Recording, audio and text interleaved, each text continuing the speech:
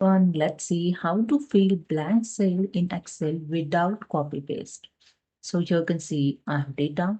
First select the entire data. So here I select the entire data.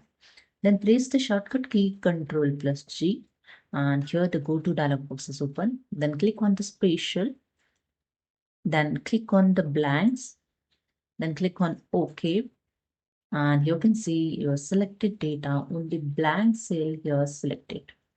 So without clicking anywhere, type here is equal to.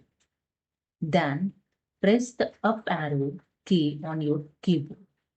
This reflects the value from the cell above. Now press the Ctrl plus Enter key and done. You can see the Excel fills all the blank cell at the same time with the value from the cells above. That's it.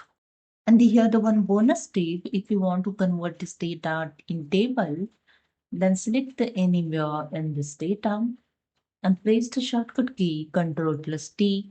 And here the one small dialog box will create table. Click on OK and here you see your data converted in table. With this table design tab also here added. You can change the table style also. Here you can see the different style of table is available. Select the style and here you see the changes. So that's it. Hope you understood. Subscribe to the channel. Thank you.